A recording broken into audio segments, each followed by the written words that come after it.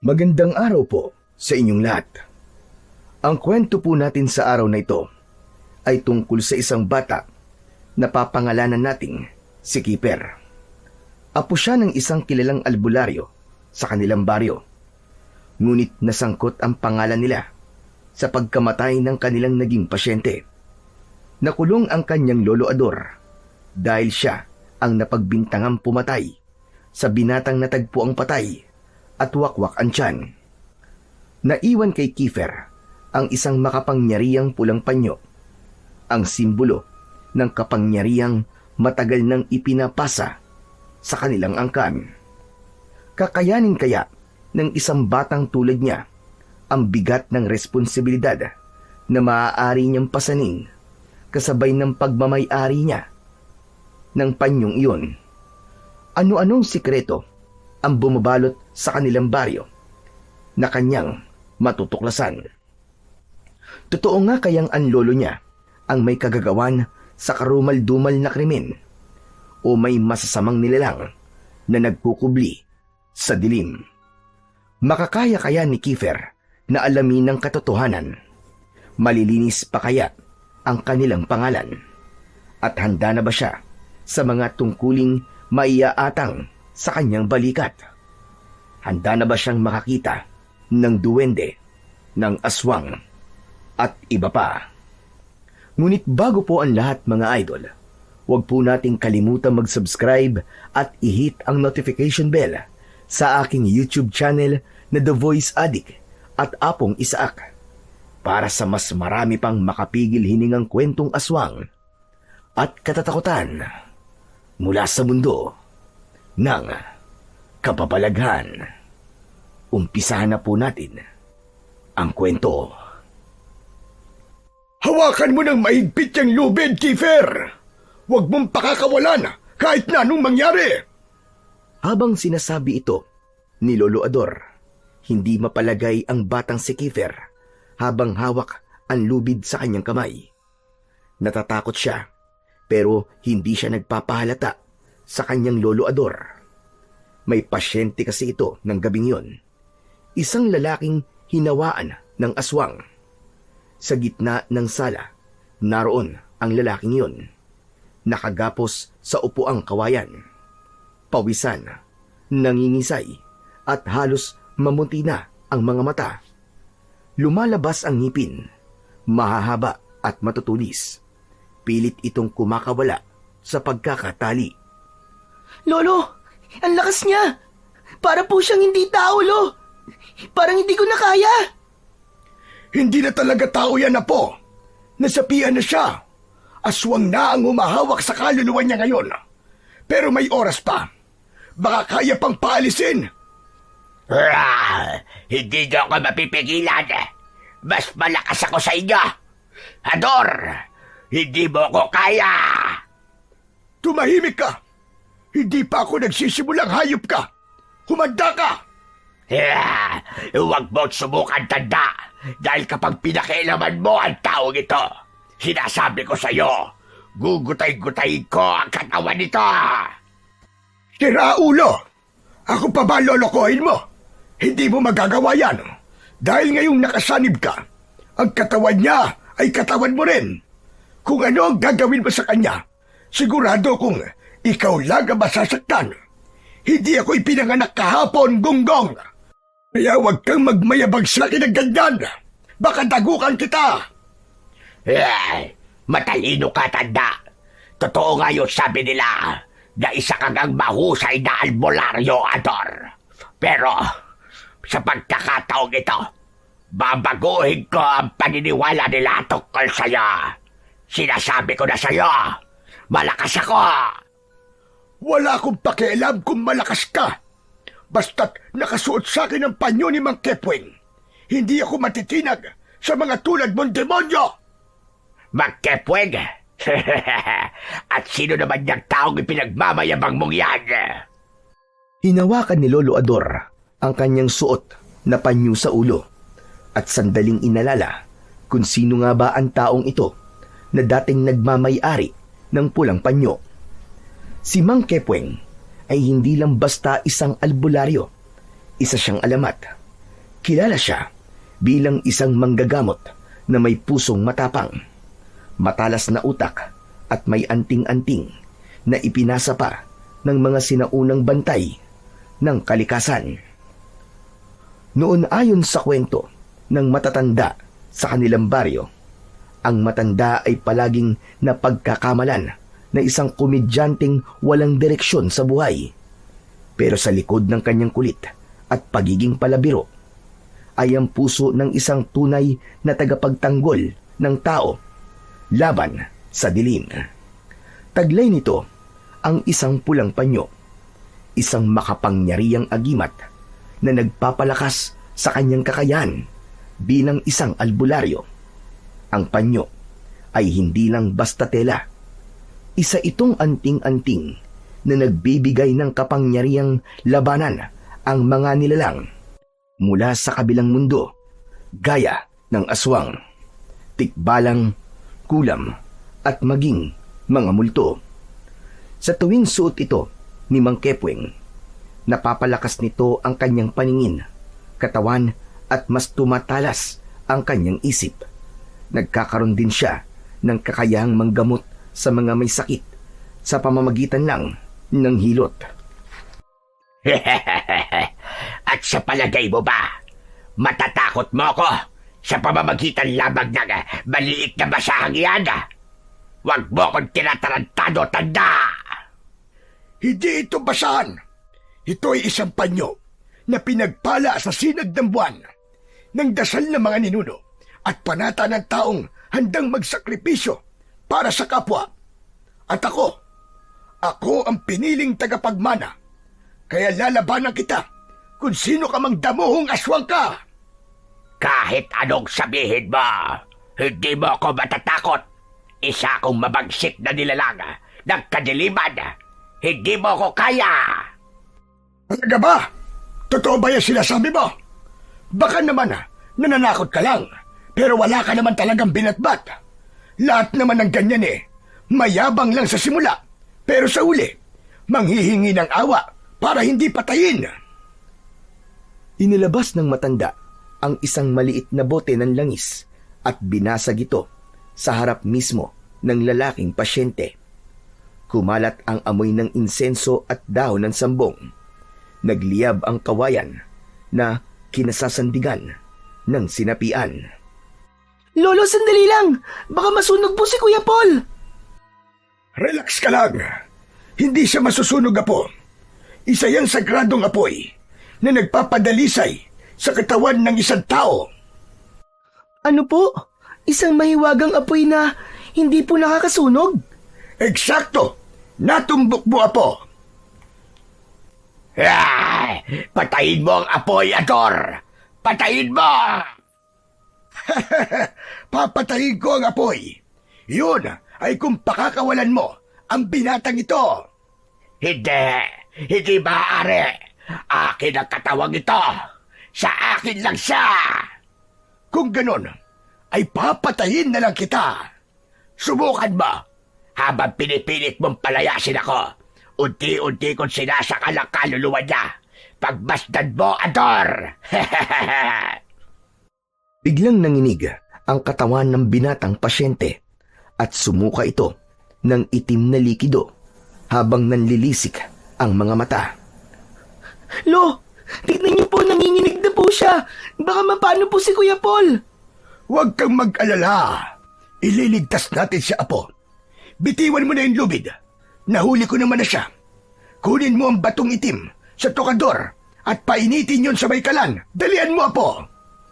Wag bata. Subukan mong gawin yan. Kapag napaalis niyo ako dito, kayo ang una kong babalikan. Mga pakialamero kayo. Huwag kang makinig sa kanya, apo. Sige na, gawin mo na ang inuutos ko. Hoy, ikaw na bata ka. Hindi ka ba natatakot sa akin? Huwag mo't sundin ang matandang yan. Hoy, makinig ka sa akin, Impaktong Bangaw. Tatapusin na kita ngayon. Sa lakas ng panyo ng aking ninunong si Mang Kepweng. Sa panata ng mga albularyong nagsakripisyo noon. Pinapalayas na kita! Hindi mo ko kayang itaboy! Ngayon na, Keeper! Dalian mo! Nanginig sa kaba ang bata, ngunit mariing tumango sa utos ng kanyang lolo. Mas nangibabaw sa kanya ang takot na may masamang mangyari sa kuya ng kaibigan niya kaysa sa takot sa tinig ng aswang. Mabilis siyang tumakbo papunta sa tokador. Kabisado na ni Kiefer kung ano ang bagay na pinapakuha sa kanya. Simulat sa pool nang siya'y magkaisip, wala siyang ibang hilig kundi ang panoorin ang kanyang lolo Ador. Kapag may dumarating na mga pasyente, palagi siyang naroon. Tahimik lang na nakatayo. Hindi nakakaligtas sa kanyang mga mata ang bawat kilos ng kanyang lolo, kung paano ito manggamot, kung paano ito magparusa sa mga nahuhuling sumasanib na mangkukulam at mga aswang. Nakabisado na rin niya yung ibang dasal ng lolo niya sa pamamagitan lang ng panggagaya dito. Minsan, kapag nakikipaglaro sa kapwa bata noon, ay gumagawa siya ng sarili niyang gamot gamit ang mga dahon ng bayabas at yung panyo na binili sa kanya ng kanyang lolo. At sa paglipas ng ilang taon, si Kiefer ay 10 taong gulang na. Siya na mismo ang tumutulong kay Lolo Ador. Siya na rin ang inuutusang kumuha ng gamit, magsindi ng insenso, magluto ng langis, o kahit ang magbantay ng mga gamit kapag abala ang matanda sa paghihilot. Siya na ang naging kanang kamay ng kanyang lolo. Kaya ngayong nasa kalagitnaan sila ng panggagamot, hindi na kailangang ipaliwanag sa kanya kung alin ang batong itim.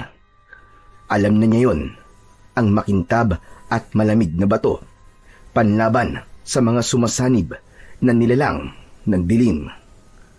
Agad niyang dinampot ito. Parang kumibot pa ito sa kanyang palad. Parang buhay, pero hindi siya natakot. Para kay Kuya Paul. Para kay Lolo. Tumakbo siya papunta sa kalan. Inilagay niya ang bato sa nagbabagang uling. Sige lang, Apo!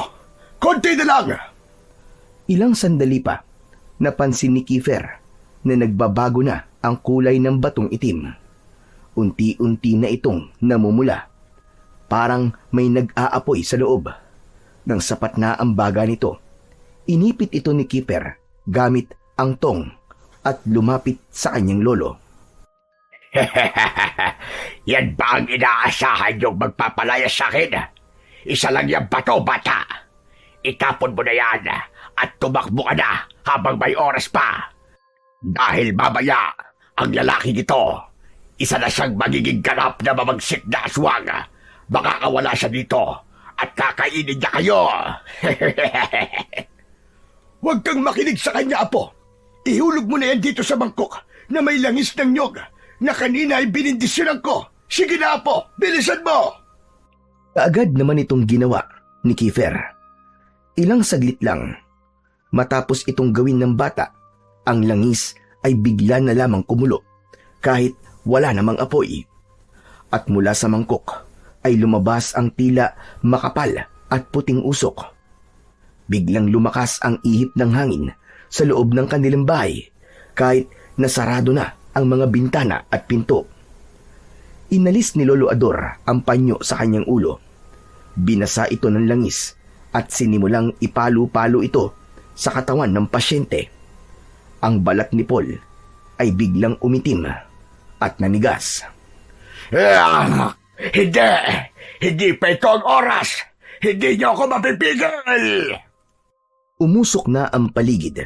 May mabahong amoy na umalingasaw sa loob ng bahay at isang aninong kulay itim ang lumabas mula sa katawan ng pasyente. Parang isang usok na may sariling anyo. May porma ng isang matandang lalaki. May mahahabang kuko at mapupulang mga mata. Tatakas siya, Kiefer! Hawakan mo ulit ang tali! Dali! Agad na sinunod ni Kiefer ang sinabi ng kanyang lolo. Hinawakan niya ang lubid ng mahigpit. Biglang namatay ang mga ilaw sa loob ng kanilang kubo. Madilim na ang sala. Ngunit sa hindi inaasahang pagkakataon, nasaksihan ni Kiefer ang isa pang kapangyarihan ng pulang panyo. Bigla itong nagliwanag at sa tulong ng liwanag na yon, nakita niya ang aninong tumatakas. Dumudulas ito sa sahig at sinusubukang lumusot sa ilalim ng pinto. Lolo! Yung anino! Hindi! Hindi ka makakatakas, hinayupak ka! Kasabay ng sigaw niya, mabilis na inikot sa ere ang pulang panyo. Parang latigo na hinataw sa hangin. Kumislap ang matinding liwanag. Mistulang kidlat. Tumama ang liwanag sa papatakas na kalaban. May narinig silang isang malakas na ungol sa labas. Lolo! Natamaan niyo po siya! Oo, natamaan siya. Pero nakalabas na ang aswang. Kailangan ko siyang habulin na po. Lo, sasama po ako sa inyo. Hindi po, wag na. Wag mong bibitiwan ng lubid. Bantayan mo ang Kuya Paul mo. Ako na ang bahala sa halimaw na yon. Ngunit bago pa makalabas ng pinto, si Lolo Ador, biglang bumalik na ang liwanag. Napaupo si Kiefer sa sahig. Hingal na hingal. Lolo, ano pong nangyari? Hindi agad sumagot si Lolo Ador. Tinupi niya muna ang pulang panyo. Lolo, tapos na po ba? Nakaalis na po ba siya? Wala na, Kiefer.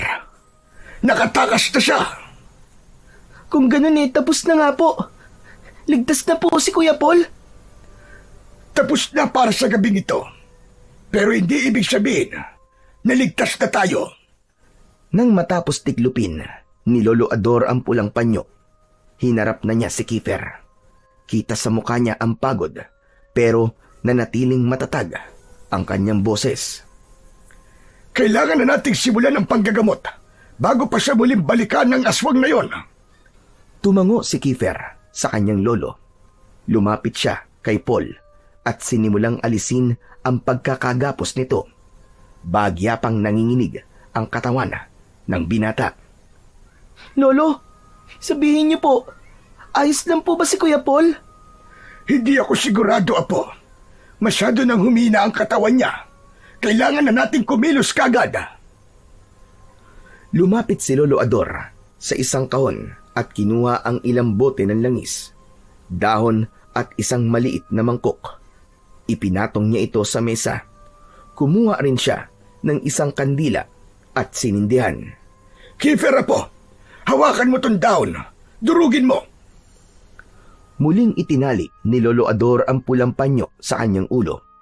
Sinimulan naman ng bata ang pagdurog sa dahon gamit ang kanyang mga daliri hanggang sa maglabas ng katas. Ayos na yan, Apo. Akin na at sisimulan ko na ang panggagamot. Ito po, Lolo. Sa ngalan ng liwanag, itaboy ang dilim. Sa ngalan ng buhay, iligtas sa kamatayan. Sa ngalan ng dugo, putulin ang talikala ng kasamaan. Ipinahid niya ang katas sa noo at sentido ng binata. Tapos ay biglang napansin agad ni Kiefer na biglang tila naglabas ng usok ang pulang panyo sa ulo ng kanyang lolo. Napaatras ang bata pero nanatiling kalmado si Lolo Ador. Huwag kang matakot, Kiefer. Nangyayari lang ito kapag malapit na talagang maging ganap na aswang ang taong nahawaan. Pero kaya natin to. Kumuha si Lolo Ador ng isang bote ng likido. Mabaho ang amoy nito. Lolo, ang baho. Amoy bulok na itlog. Yan ang kailangan niyang inumin. Pilit nilang ipinainom ito kay Paul. Sa unay, wala itong naging reaksyon. Pero makalipas ang ilang minuto, nagsimulang kumibot ang katawan ng binata. Umuungol siya. Tumirik ang mga mata at nagsimulang magsuka. Lumabas sa kanyang bibig ang kulay itim at mabahong likido. May mga tila uod pang gumagalaw. Napaatras si Kiefer. Lolo! Hala! Ano po yan? Yan ang kinain niya. Hindi niya alam. Ang ulam na inabot sa kanya ay may laway ng aswang. Doon nagsimula ang lahat. Patuloy sa pagsusuka ang binata. Parang hindi mauubusan. Lumalakas ang kanyang ungol at daing hanggang sa tuluyan na siyang nangisay. Nahulog siya sa sahig, nanginginig hanggang sa nawalan ng ulirat. Lolo! Naimatay si Kuya Paul! Anong gagawin natin? Agad na lumapit si Lolo Ador para suriin ang pulso ng binata. Ayos pa siya. Buhay pa. Halika, tulungan mo akong alalayan siya para maihiga dyan sa banig. Sige po, Lolo Ador! Pinagtulungan nilang buhatin si Paul. Mabigat ito, pero kinaya nilang dalawang maglolo. Ligtas na siya. Hindi magiging madali para sa mga aswang. Nahawaan at saniban siya uli. Ay, salamat naman sa Diyos kung ganun. Akala ko talaga kanina mawawala na si Kuya Paul. Hindi mangyayari yun na po. Dahil nandiyan ka. Malaking tulong ang ginawa mo ngayong gabi. Wala po yun, Lolo. Kawawa naman po kasi ang kaibigan kong si Jano kung mamamatay po ang kuya niya. Sila na lang po ang magkasama Kaya nga, kaya ikaw, palagi mong tatandaan ang mga sinasabi ko sa iyo, Apo. Huwag na huwag kang kakain ng mga pagkain na galing sa ibang tao, lalong-lalo na yung sa mga hindi mo kilala. Kasi tulad dito, maaari mong ikapahamak yon. Hindi po talaga, Lolo. Lalo na ngayon na alam na nating may aswang na nangahawa dito sa baryo natin. At ang mas nakakatakot pa, Lolo, kilala niya tayo. Lo, sino kaya yun, no? At bakit po siya nangahawa? Hindi ko rin alam, Apo. Pero kailangan nating malaman kagad kung sino ang damotres na aswang na yon. Dahil maaari lang niyang ulitin ito kapag nagkataon. Kawawa naman ang mga mabibiktima niya. Kaya nga po Lo, may paraan pa po ba para malaman po natin kung sino po ang aswang na nangahawa? Mahihirapan tayo ngayon, Apo. Lalo na kapag magaling magbalat kayo ang aswang na yon. Hindi po siya papahuli kagad? Hindi, Apo. Lalo na kung matagal na siyang nakikihalubilo sa mga tao dito. Maaaring isa siya sa mga taong pinagkakatiwalaan natin. Kaya lalong mas mahirap. Grabe naman po kung ganun, Lo. Hindi ko po akalain na may aswang na talaga dito sa atin. Kung tanungin po kaya natin si Kuya Paul kung sino po ang nagbigay sa kanya ng pagkain na may lason. Pwede. Pero hindi sapat na ebidensya yon kung tutuusin. Baka magkamali tayo ng akala. Pero maaari nating gawin yung simula. Doon tayo magsimulang mag-imbestiga. Pwede po ba tayong gumawa ng paraan para mahuli siya, Lo? Yung bang parang gagawa po tayo ng bitag? May mga lumang paraan pa ang mga katulad kong albularyo. Pero kailangan nating mag-ingat. Hindi natin alam kung gaano siya kalakas, Apo. Lolo, ano pong ibig niyong sabihin? Hindi lang basta karaniwang aswang ang kaharap natin. Nararamdaman ko, malakas siya at marunong siyang gumamit ng itim na mahika. Kaya kahit ako, kailangan ko munang maghanda. Lo, ano pong kailangan nating gawin ngayon? Magbabantay muna tayo, Apo. Pero bago ang lahat, magpahinga na muna tayo. Bukas na lang natin ito itutuloy. Sige po, Lolo. Papasok na po ako sa kwarto ko. Muling napasulyap si Kiefer kay Paul. Nakahiga pa rin ito at tila mahimbing na natutulog.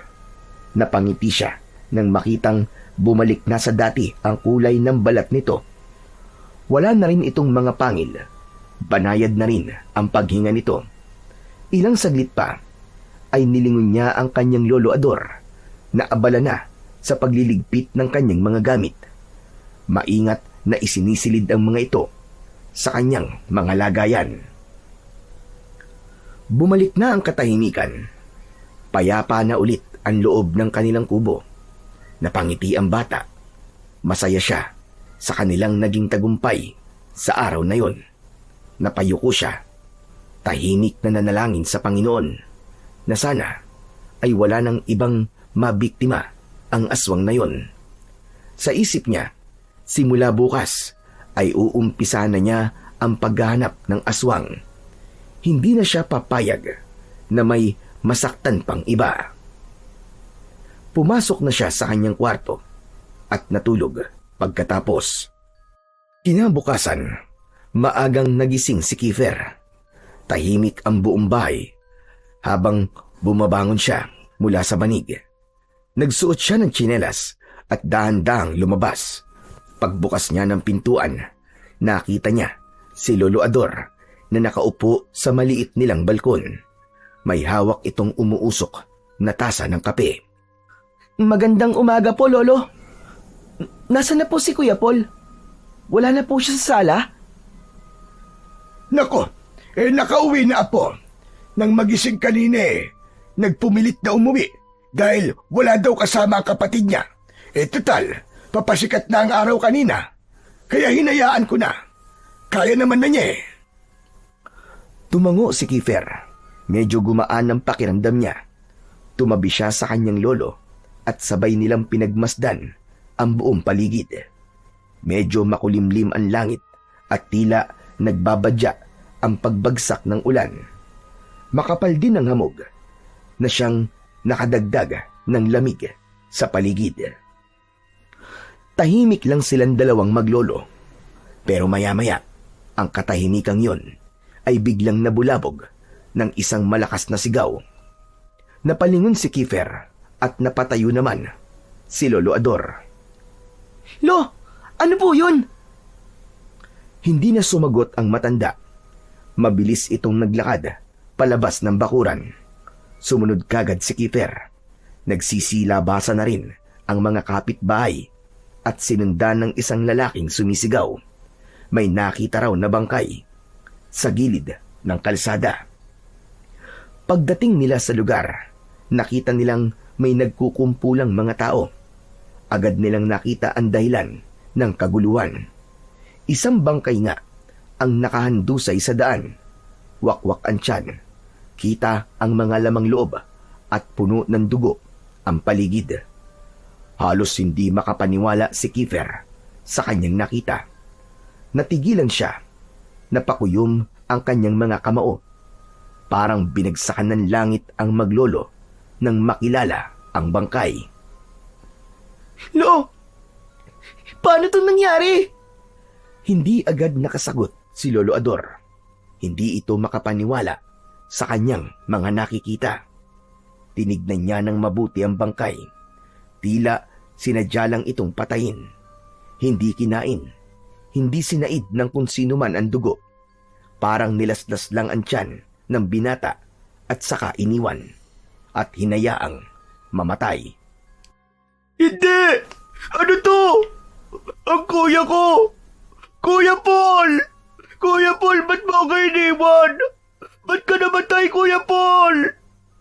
Napalingon si Kiefer sa taong nagsalita. Ang kaibigan niyang si Janong. Umiiyak ito at patakbong lumapit sa bangkay. Nang makalapit, napaluhod siya sa tabi ni Paul at niyakap ang dugo ang bangkay ng kanyang kapatid. Kuya! Kuya, gumising ka! Bakit? Bakit mo ko iniwan, Kuya? Paano na ako ngayon? Tuloy-tuloy ang iyak ni Janong. Nang makita niya si Lolo Ador at Kiefer, bigla siyang tumayo at sumigaw. Kayo! Kayo ang kasama niya kagabi, di ba? Anong ginawa niyo sa kuya ko? Akala ko ba gagamatin mo siya, Lolo Ador? Oo, kami nga ang kasama niya buong magdamag, Janong. Pero kakauwi niya lang. Wala pa halos 15 minuto. Nagpaalam siya sa akin dahil ang sabi niya ay nag-aalala na siya sa'yo. Napuno ng matinding tensyon ang paligid. Nanginginig sa galit si Janong habang nakatitig ng masama kay Lolo Ador. Ang sabi niyo sa akin, gagamutin niyo ang kuya ko. Pero ano to? Nagpagamot siya sa inyo para mamatay. Anong ginawa mo sa kanya? Anong ginawa mo sa kanya? Wala akong ginawang masama sa kuya mo, Janong. Umalis siya kanina na maayos ng kalagayan. Naalis na namin ang laway ng aswang sa kanyang tiyan. Akala namin ay ligtas na siya. Ligtas? Ano sinasabi mo ligtas? Ganito ba ang ligtas? Nakikita niyo ba siya ngayon? Nakikita niyo ba kung ano ang kalagayan niya? Nagsimulang magbulungan ang mga tao sa kanilang paligid. Kita sa kanilang mga mata ang pag-aalinlangan at takot. Nag-alala si Kiefer para sa kanyang Lolo Ador. Alam niyang walang masamang ginawa ang matanda, ngunit ramdam niyang unti-unti nang nawawala ang tiwala ng mga tao. Huwag mong pagbintangan ng lolo ko, Janong. Hindi niya magagawang saktan si Kuya Paul. Kasama niya ako kagabi habang ginagamot ang kuya mo. Wala kaming ginawang masama sa kanya, maniwala ka. Lalong hindi kami ang gumawa ng karumal-dumal na pagpatay sa kanya. Sinabi ko bang kayo? Bakit parang masyado ka namang nagpapaliwanag, Kiefer? Sinasabi ko lang kung ano ang nangyari kagabi, Janong. Tama na! Walang mangyayari kung magbabangayan lang tayo dito. Sinasabi ko na sa inyo, hindi ako ang may gawa nito. Kung alam ko lang na mangyayari ito sa kanya, hindi ko na sana siya pinayagan kanina na umuwi. Maaaring tinambangan siya ng aswang dito at sinadyang pinatay. Naglakad palapit si Lolo Ador kay Janong. Ramdam niyang puno ng paghihirap ang puso ng bata. Hinawakan niya ito sa balikat. Hindi ko intensyon na mapahamak ang kapatid mo, Janong. Lahat ng kaya kong gawin, ginawa ko na kagabi. Hindi ko gustong mangyari ito sa kanya. Hayaan mo, tutulong ako para maharap ang tunay na may gawa nito. Pagbabayarin natin siya sa ginawa niya sa kuya mo. Tama na! Hindi ko kailangan ng tulong mo! Umalis na kayo! Umalis na kayo! Napaatras si Lolo Ador sa lakas ng sigaw na yon ni Janong. Kita sa kanyang muka ang lungkot at panghihinayang, pero tumango siya bilang paggalang sa nararamdaman ng bata. Tumalikod na siya, ngunit bago pa siya tuluyang lumayo, nagsalita ang batang si Kiefer. Janong, hindi lang ikaw ang nawalan. Kuya na rin ang turing ko kay Kuya Paul.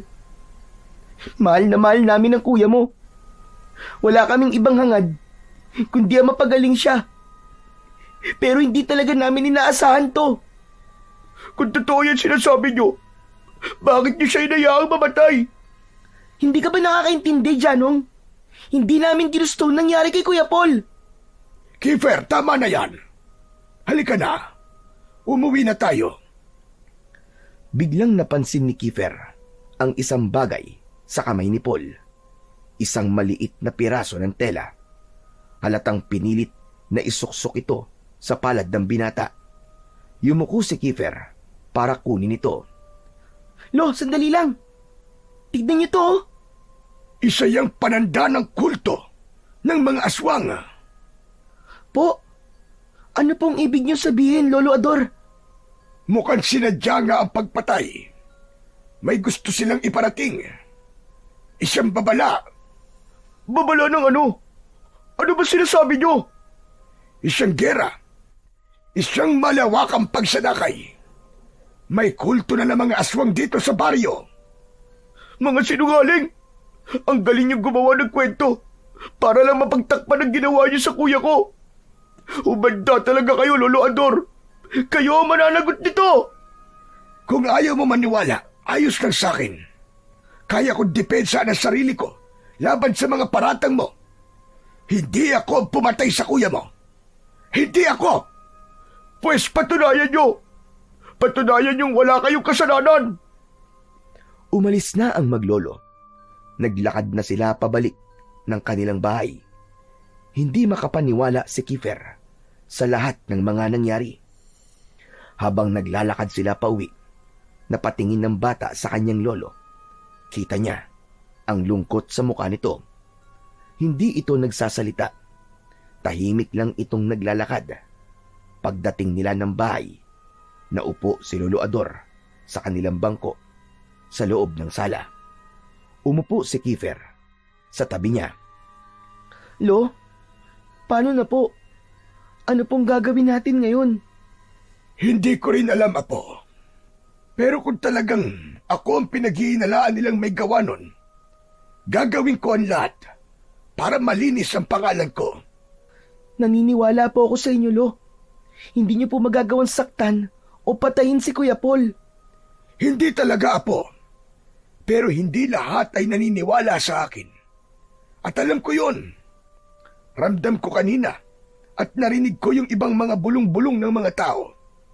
Ako ang sinisisi nila. Kiefer, makinig kang mabuti sa akin, Apo. Bakit po, Lolo? Tatagan mo ang loob mo. Kung sakali na makulong ako, kayanin mong mabuhay ng mag-isa. Po? Makukulong po kayo? Hindi ko pa alam, Apo. Pero naghahabilin lang ako sa iyo para kahit paano ay maihanda ka sa mga posibleng mangyari. Posible na makulong ako pansamantala habang nag-iimbestiga sila sa pagkamatay ni Paul.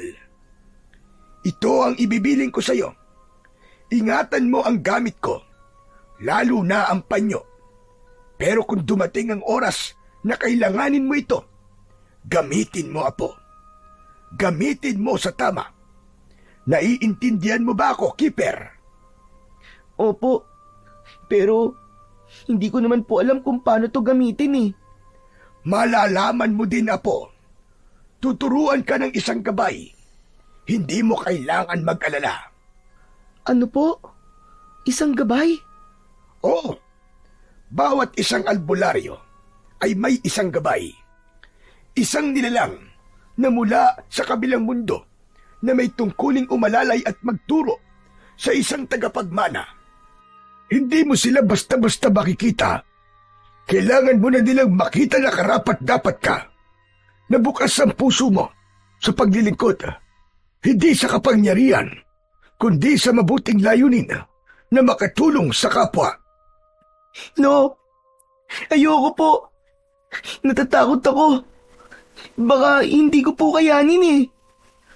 Matagal na kitang naihanda sa mga ganitong pagkakataon na po. Pero Lo, bata pa po ako. Bata ka pa? Oo, pero kakayanin mo ito, Apo.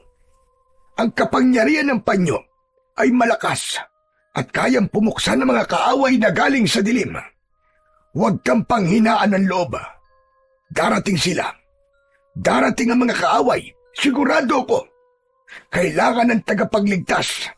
Kailangan ka ng buong baryo. May tiwala ako sa iyo, Apo. Kailangan? Ikaw po ang kailangan nila, Lolo. Kung ipapakulong ka po nila, wala po akong gagawin. Hayaan ko sila. Sila naman ang may kasalanan eh. Bakit kayo papakulong eh? Wala ka naman pong kasalanan. Makinig ka, Apo. Likas na sa tao ang maging mapanghusga. Ganun talaga, Apo.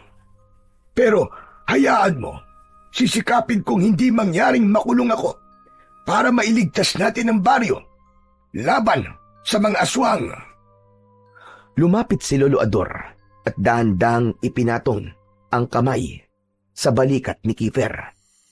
Sa oras na mawala ako, Apo, ikaw ang magpapatuloy. Sa ayaw at sa gusto mo, ikaw ang itinakda. Nananalaytay sa dugo mo ang dugo ng ating mga ninuno.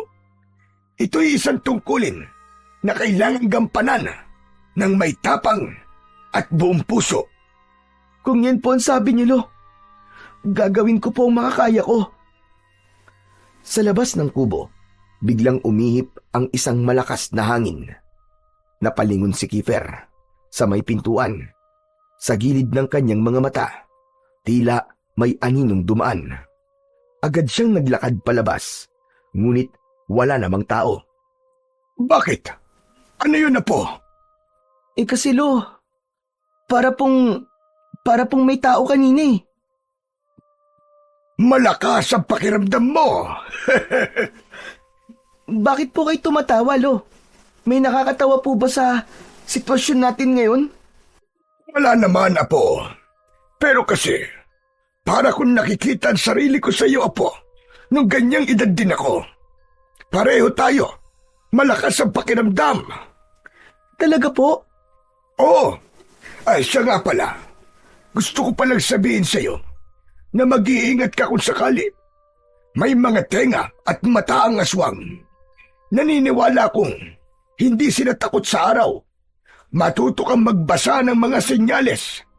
Gamitin mo ang lakas ng iyong pakiramdam. Opo, Lolo. Kung sakali mang kunin ka po ng mga pulis, uumpisahan ko pa rin yung paghahanap sa aswang na yun. Pero Lolo, nag-aalala po ako. Paano kung maniwala silang kayo talaga ang pumatay kay Kuya Paul? Hayaan mo sila. Ang mahalaga ngayon ay alam natin sa sarili natin na wala tayong ginawang masama. Wala tayong kasalanan. Tumahimik si Kiefer. Hindi niya gusto ang mga sinabi ng lolo niya. Para bang may masamang mangyayari dito, kaya naghahabilin na ito. Lo, paano po kung tumakas na lang kaya tayo? Umalis na lang po tayo dito. Magtago po tayo kung kailangan. Hindi. Hindi ako pwedeng magtago, Apo. Hindi ko pagtataguan ang kasalanang hindi ako ang may gawa. Laban ito ng katotohanan.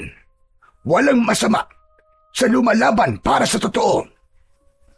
Tumahimik ang dalawa. Yumakap ang bata sa kanyang lolo Ador. Ilang minuto silang tahimik habang magkayakap. Maya-maya pa, isang sasakyan ang huminto sa tapat ng kanilang bahay. Tumayo si Lolo Ador at tinanaw sa bintana kung sino ang dumating. 3 pulis at ang kapitan ng barangay na si Kap Perdi. May dala silang search warrant. Hindi kayo pwedeng pumasok sa bahay namin. Hanggang dyan lang kayo. Hayaan mo lang sila. Wala naman silang mahahanap sa bahay natin. Sige na, pumasok na kayo. Walang problema sa akin. Wala naman akong itinatago. Pumasok ang mga pulis. Sinuyod nila ang bawat sulok ng bahay. Sa ilalim ng kama, sa loob ng aparador, sa likod ng altar. Tinignan maski ang bubungan ng bahay. Wala silang nakitang kahina-hinala. Ngunit sa kabila nun, ay inanyayahan pa rin ang matanda sa presinto para sa ilang katanungan. Teka, ba't niyo po dadali ng lolo ko? Wala naman po kayong nahanap, di ba? Sinabi ng pulis kay Keeper na may mga itatanong pa sa kanyang lolo, kaya kailangan itong sumama sa presinto. Kailangan pa itong imbestigahan, lalo at ito ang huling kasama ng biktima. Hindi naman tumutol si Lolo Ador. Apo, tandaan mo ang lahat ng mga biling ko sa iyo, ha? Opo, Lolo. Huwag po kayong mag-alala. Panayan tango ni Kiefer habang pinupunasan ang kanyang luha. Hindi niya alam kung hanggang kailan mawawala ang kanyang lolo. Hindi rin niya alam kung ligtas pa sila. Pero isang bagay ang sigurado, gagawin niya ang lahat para mapawalang sala ang kanyang lolo Ador. Nang umandar na ang mobil, naiwan si Kiefer sa harap ng bahay. Mag-isa, tahimik, takot. Pero sa kabila ng lahat, alam niyang kailangan niyang maging matatag. Wala na ang mobil, wala na ang kanyang lolo. Sa kanyang harapan ay nakita niya ang ilan nilang mga kapitbahay na tahimik na nakatingin sa kanya. Hindi niya tiyak kung naaawa ang mga ito o nag-uusyoso lang sa nangyari sa kanila. Hindi na lang niya pinansin ang mga matang yun. Ayaw niya nang madagdagan pa ang bigat sa kanyang dibdib. Dahan-dahan siyang tumalikod at pumasok sa loob ng bahay. Isinara niya ang pinto at isinandal ang kanyang likod dito. Pagkatapos ay dumiretso siya sa sala at naupo sa isang sulok. Hindi na siya umimik. Hindi na rin siya umiyak. Matapos ang ilang minuto, napatingin siya sa estante kung saan nakapatong ang isang maliit na kahon. Lumapit siya roon at inabot ito. Binuksan niya at kinuha ang pulang panyo. Hinaplos-haplos niya ito. Umupo siyang muli sa isang sulok. Hawak pa rin niya ang panyo. Ano ba ang gagawin ko? Paano na? Kiefer! Kiefer! Napatingin siya sa paligid. Hinanap kung saan nanggagaling ang maliit na tinig na yon. Ngunit wala namang tao. Tumayo siya at tinignan ang iba pang sulok ng bahay. Sino ka?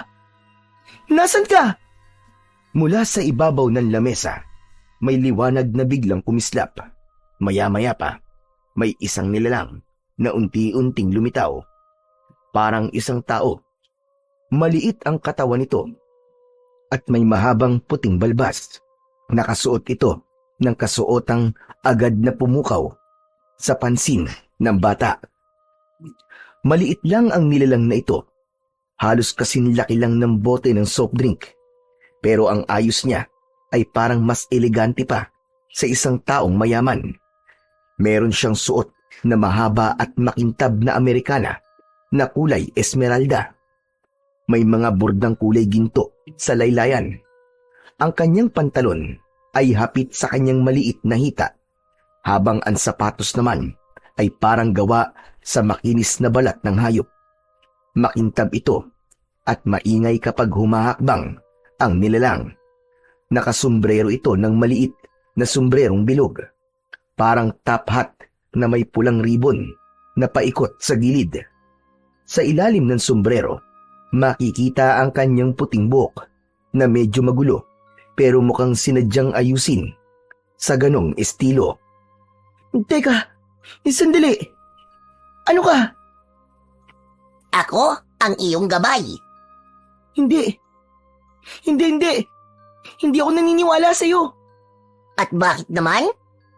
Sabi ni Lolo, ang mga gabay hindi basta-basta nagpapakita. Hindi nga. Tama ka.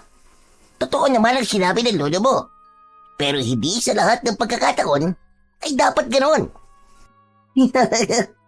Alam mo, ako talaga ang iyong gabay. Ako ang nakaata sa iyo at gusto kong simulan ito sa kakaibang paraan. Anong sinasabi mo? Anong paraan? Teka, huwag ka lalapit sa akin ha. Hindi kita kilala. Hindi ko alam kung pagkakatiwalaan ba kita. Natural lang na magduda ka, kaibigan. Pero hawak mo ngayon ang pulang panyo. Isayang anting-anting na may taglay na malakas na kapangyarihan. At ako bilang gabay mo ay konektado sa bagay na yan. Hindi mo pa siguro nararamdaman. Pero dahan-dahan nang lumalabas ang iyong mga kakayahan bilang bagong tagapagmana. Ako? Tagapagmana? Buhay pa si Lolo eh. Siya pa lang ang tunay na tagapagmayari ng bagay na to. Hindi na ngayon.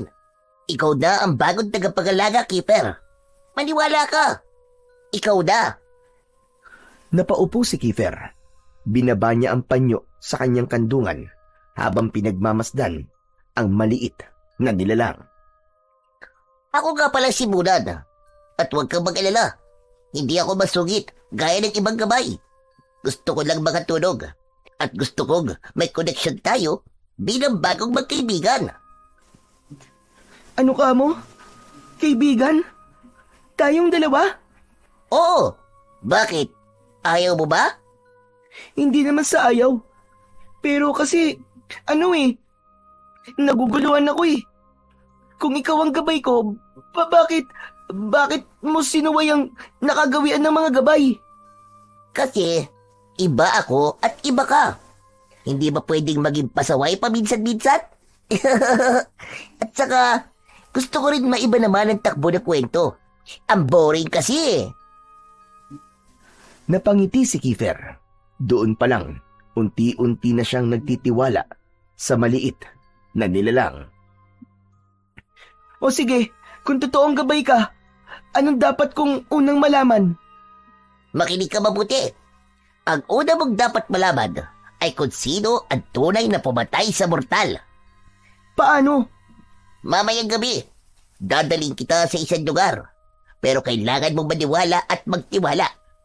Kailangan mong maging bukas sa maraming bagay, Kiefer.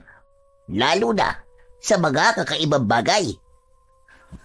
Ready ako, no? Para kay Lolo at para sa baryong to, Bulan. Gagawin ko ang lahat para malaman kung sino ang tunay na may kasalanan. Sige na, magpahinga ka na muna. Mahaba ang gabi mamaya. Kailangan mo ng lakas. Tumango si Kiefer. Muli siyang napasulyap sa pulang panyo at marahang inilagay ito sa kanyang ulo. Nahiga siya sa banig na nasa sala. Sa tabi niya si Bulan ay nahiga rin. Kinagabihan, ginising si Kiefer ng marahang pagyugyug ni Bulan. Gising na, Kiefer. Ito na ang tamang oras. Tumayo ka na dyan. Dumilat si Kiefer at agad na bumangon.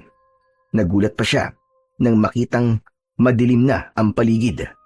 Tanging ang panyo na nasa kanyang ulo ang nagbigay ng liwanag sa loob ng bahay. Daan-daan silang lumabas. Habang sila'y naglalakad, naramdaman ng bata na malamig ang simoy ng hangin. Wala ni isang tao sa kalsada. Makalipas pa ang ilang minuto, narating nila ang isang malawak na sagingan na pagmamay-ari ng kanilang kapitan. Tahimik doon at madilim. Teka, sandali lang. Anong ginagawa natin dito, Bulan? Dito na tayo.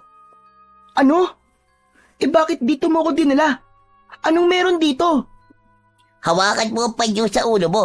Tapos ay ibulog mong kailangan mo ng tagabulag.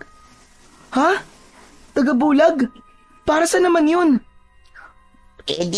Para hindi ka makita ng mga kalaban. Gusto mong malaman kung sino ang mga aswang dito sa inyo, di ba? Hindi na nakapagsalita si Kiefer. Maigpit niyang hinawakan ng pulang panyo.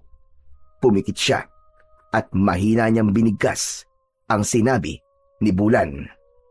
Pulang panyo, gawin mo akong invisible. Bigla siyang may naramdamang malamig na hangin na parang bumalot sa kanyang buong katawan. Tumingin siya sa kanyang mga kamay. Namangha siya nang makitang unti-unti itong nawawala. Parang usok na unti-unting inaagnas ng hangin. Napatingin siya sa kanyang mga paa at ganun din ang nangyayari. Naglaho na rin ang kanyang anino sa lupa. Hindi siya nasaktan. Wala siyang naramdamang anuman. Huwag kang matakot. Hindi ka nawawala. Invisible ka lang.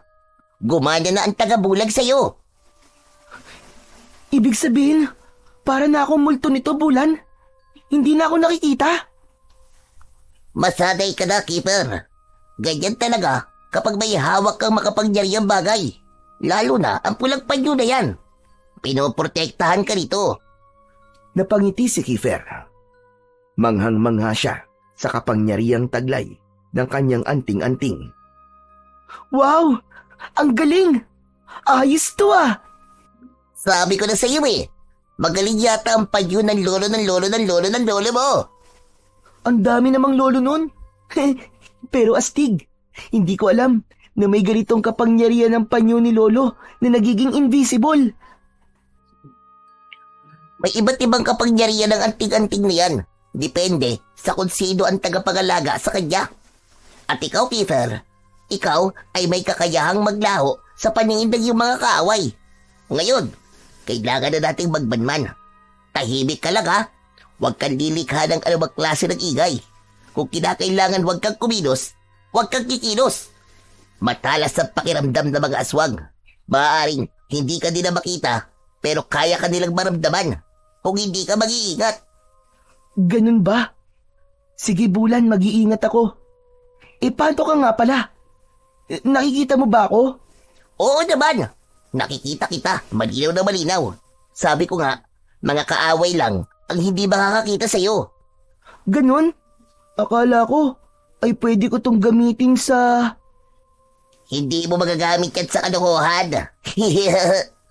Grabe ka naman sa akin. Advance ka naman masyadong mag-isip. Alam ko na yung mga hirit mong ganyan. Gawain ko yan eh. Di mo ba alam? Ano ba? Huwag ka maingay. Ang ingay-ingay mo baka mamaya marinig tayo. Ay, sorry naman. Na-carried away lang. Ayos ah. Parang tao rin pala kung magsalita ang mga diwende. Sa totoo buhay, hindi. Sa kaharian namin, malalim ang mga salitang ginagamit namin. Mga lumang wika na hindi na rin naiintindihan ng maraming tao ngayon. Pero kasi ako, matagal na akong nagbamasid sa mundo ng mga tao. Gustong gusto ko ang mga tao. Alam mo ba yun? Bakit naman, Bulan? Maraming bagay sa inyo na wala sa amin. Sa mundo namin, lahat pare-pareho. Lahat may tungkuling dapat gampanan. Lahat ay may sinusunod na batas ng kaharian. Walang pwedeng tumanggi. Walang pwedeng maging kakaiba. Alam mo bang nakakainggit ang buhay na meron kayo dito? Ha? Nakakainggit? Anong ibig mong sabihin? Dito kasi sa mundo nyo, ang dami nyong pagpipilian. Pwede kayong mangarap. Pwede kayong pumili ng gusto nyong tahaking daan. May kalayaan kayo. Doon sa amin, kapag ipinanganak ang tagapagbantay, magiging tagapagbantay ka na habang buhay. Kapag ipinanganak kang kawal, kawal ka hanggang kamatayan. At kapag pantas ka, hindi mo pwedeng iwan ang pagiging pantas. Walang pagpili. Walang karapatang magsabing, ayoko na. Hindi mo pwedeng palitan ng kapalaran mo. Hindi mo pwedeng tanungin ang utos ng hari. Ang kaharian namin ay laging tahimik, laging maayos, pero kulang sa damdamin. Hala, grabe. Parang ang lungkot naman nun. Wala kayong kalayaan pumili kung anong gusto nyong maging. Kaya nga, ako laging tumatakas eh. Minsan, tinatawag nila akong pasaway. Pero ako lang naman ang gustong makakita kung anong meron sa labas. Nakakatuwang masdan ng mga tao. May mga pagkakamali, oo. Pero may saysay ang bawat galaw. Lahat kayo ay may pagkakataong matuto at magbago. Hindi ko akalaing ganun pala yun. Akala ko, lahat ng nilalang sa engkantadong mundo ay masaya. Mas makapangyarihan at mas malaya. Mas malakas, mas makapangyarihan, oo. Pero hindi mas malaya. Kaya sa tuwing makikita ko mga batang katulad mo, hala, talagang naiinggit ako. May laya ka para pumili kung ano ang tama, kung sino ang paniniwalaan at kung ano ang landas sa tatahakin. O ngayon, ikaw ay binigyan ng kapangyarihan, pero ikaw pa rin ang magpapasya kung paano mo to gagamitin. Ganun pala yun. Pero teka, sabi mo pasaway ka. Naku, paano na ako ngayon maniniwala sa iyo niyan? Paano kung niloloko mo lang pala ako at pinagtitripan? Paano kung ipapahamak mo pala ako sa kamay ng kaaway ko? Yun ba ang nararamdaman mo sa ngayon? Hindi ba't malakas ang pakiramdam mo? Narinig kong sinabi yun ng lolo mo sa'yo. Nagbibiro lang naman ako, Bulan. Alam ko naman na mabait kang duwende. Mabait talaga ako. At bakit naman kita ipapahamak? Tungkulin ko ngang protektahan ka. Yun ang dahilan kung bakit ako isinilang. Kapag hindi ko nagampanan ng pagiging gabay mo, wala akong silbi sa mundo namin. Isa akong nilalang na walang saysay. Kaya, trabaho kong ituro sa iyo ang tama at dapat mong gawin. Nasa iyo na ang kapangyarihan ng pulang panyo. Gamitin mo ito sa kabutihan. Huwag mong sayangin. Oo naman. Pero, sigurado ba talaga kayong kaya kong gampanan ng responsibilidad na to? Oo naman. Sigurado. 1,000,000%. Hindi naman basta-basta lang na nanguhula ang panyo ng kanyang bagong tagapangalaga eh. Ikaw ang pinili. Alam ng panyo na ikaw ang may potensyal. At habang kasama mo ko, gagawin natin posible ang mga imposible. O paano? Nakahanda ka na ba?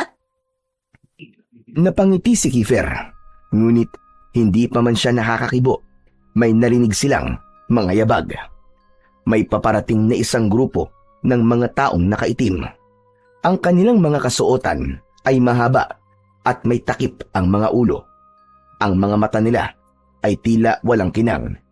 Wala rin silang pinapakitang ekspresyon. Tahimik silang dalawa ni Bulan. Walang kumikilos, walang nagsasalita. Ang grupo, may mga bitbit na sako na hindi alam ni Keeper ang laman. Huminto sila sa gitna ng sagingan. Doon may altar na yari sa bato, itim at malumot. Bagamat hindi siya literal na nakikita, ay nagagawa pa ring magtago ni Keeper sa likod ng puno ng saging. Tahimik na pinapanood ang ginagawa ng grupo. Nagsimula sila ng isang seremonya. Isa sa kanila ang lumapit sa altar at inilapag ang isa sa mga sako. Dahan-dahan itong binuksan. Napasinghap si Keeper. Ang laman ng sako ay isang kambing na buhay, ngunit tila may sakit o pinahina. Naglabas ng patalim ang isa sa mga miyembro at walang pag-aalinlangan itong pinatay sa harap ng altar. Nagkatinginan silang dalawa ni Bulan. Pareho silang nanlamig sa kanilang nakita. Keeper! Ilang sandali pa, may humiwalay sa grupo. Lumapit ito mismo sa lugar kung saan nakatago si Keeper. Parang nagtago ito, ikinubli ang sarili sa kanyang mga kasama. Habang nakatago, nakita ni Keeper na inalis ng nilalang na ito ang hood ng kanyang kasuotan. Nakilala niya si Janong. Inilabas ng bata ang isang maliit na bote na may lamang itim na langis. Binuksan niya ito at pinahid ang katas ng langis sa kanyang katawan. Amoy panis ito at umalingasaw ang isang napakasangsang na amoy. Hindi napigilan ni Keeper ang mapaubo. Sino yan? Agad na tinakpan ni Keeper ang kanyang bibig upang hindi siya makalika ng kahit na anong tunog. Biglang napalingon si Janong sa kanyang direksyon. Mabilis itong nagbago ng anyo. Mula sa maamo at ordinaryong muka, naging isang nakakatakot na halimaw. Nangitim ang balat nito, namula ang mata, humaba ang dila at tumalim ang mga kuko. Para itong mabangis na hayop na gutom at uhaw sa dugo. Hindi makapaniwala si Keeper sa kanyang nasaksihan. Si Janong, nakilala niya bilang tahimik at simpleng bata, ay isa palang aswang. Dahan-dahang lumapit ang halimaw sa kinaroroonan ni Keeper. Lumingali nga ito, tila may inaamoy sa paligid. Malalim ang paghinga nito habang iwinawasiwas ang matatalim na kuko sa hangin na animoy sinusubukan damhin at saktan kung sino man ang narinig niyang pinagmulan ng tunog. Tahimik na umatras si Keeper. Pilit pinipigil ang malakas na kabog ng kanyang dibdib. Halos hindi na siya humihinga. Ilang pulgada na lang ang layo nila sa isa't isa. Magkaharap na halos ang kanilang muka. Ngunit biglang natigilan si Janong nang may narinig siyang tumahol. Isang maliit na aso ang lumabas mula sa likod ng isang puno at tumakbo papalapit kay Keeper. Napangisi si Janong, isang ngising punong-puno ng kasamaan. Agad niyang dinampot ang aso at walang pag-aalinlangang sinunggaban nito. Narinig ni Keeper ang paglagutok ng mga buto at ang pag-iyak ng walang kalaban-labang hayop. Kinain ito ng buhay ni Janong. Naluwa si Keeper sa kanyang nakita. Hindi niya akalaing ganito na ang sinapit ng kanyang kaibigan. Isa na talaga itong halimaw, na hayok sa laman. Matapos ang nakakakilabot na tagpo, nagbalik si Janong sa grupo. Humarap ito sa altar. Saka lamang nakahinga si Keeper nang wala na sa tabi niya ang batang aswang. Ang mga nilalang na kasama ni Janong ay nagsimula ng manalangin.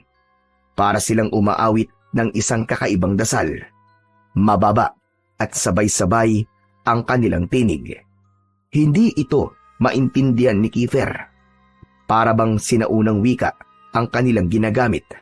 Ang altar naman sa gitna ng sagingan ay may nakapatong na isang malaki at itim na bato. May nakapulupot na pulang tela sa paligid nito at may ilang itim na kandilang nakasindi. Hindi nagtagal nang matapos magdasal ang mga ito, nagsialisa na rin ang mga aswang. Tinatayang 10 o mahigit pa ang bilang nilang lahat. Halos magkakatulad ng anyo at kilos. Nang wala na ang mga aswang, napaupo sa lupa si Kiefer. Nanginginig ang kanyang tuhod dahil sa sobrang nerbiyos. Lumapit si Bulan. Naupo ito sa kanyang tabi. Ngayon ay nakita mo na ang totoo. O paano?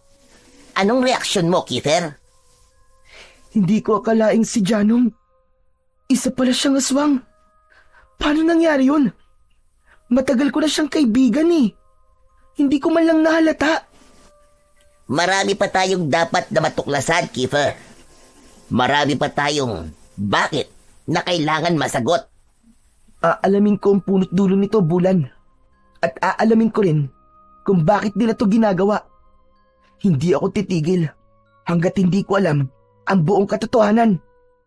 Ikaw na ang bahala sa susunod na akbang. Nandito lang ako para gabayan ka. Kakausapin ko siya bukas. Kailangan ipaliwanag niya sa akin kung anong ginagawa niya. Oops! Wrong move, bata. May alam ka na. Pero kailangan ng tamang panahon at tamang lakas bago mo gawin yan. Marami pa tayong pagdadaanan. Tayong dalawa. Kailangan mo munang maging ganap na tagapangalaga. Ganap? Teka, naguguluhan naman ako. Akala ko ba ako na? Ano ba yan? Nakakalito na. Oo, ikaw na nga. Pero marami ka pa kasing dapat na matutunan. Hindi sapat ang tapang lang. Kailangan mong matutong gumamit ng mga kasangkapan ng isang albularyo. Kailangan mo ring maunawaan ang mga batas ng mundo ng liwanag at dilim. Nakakalito na talaga. Sabi mo, ako na ang bahala sa susunod na akbang. Tapos, kukontrahin mo rin pala. Mag-isip ka kasi ng iba. Di ba pwedeng obserbahan mo muna? Alamin ang kilos nila, ang mga plano nila. Di ba mas maganda yon kaysa sa makipag-usap ka kagad sa isang aswang? Sige na nga, mag-iisip ako. Para kay Lolo to. Gagawin ko ang tama. Tahimik silang umalis ng sagingan. Sa paglalakad nila pabalik, walang imik ang batang si Kiefer. Pagkauwi sa bahay, sinindihan ni Kiefer ang ilaw at naupo sa upuan sa kusina. Anong ginagawa mo? Bakit ka tulala? Nag-iisip. Huwag na muna. Magpahinga na muna tayo ulit. Bukas ka na lang ulit mag-isip. Mahaba pa ang laban natin, Kiefer. Tandaan mo yan. Sige na, magpahinga ka na. Tumango si Kiefer. Sa kabila ng takot at pangamba, alam niyang hindi na siya nag-iisa. Nariyan si Bulan at nariyan din ang pulang panyo para sa kanya.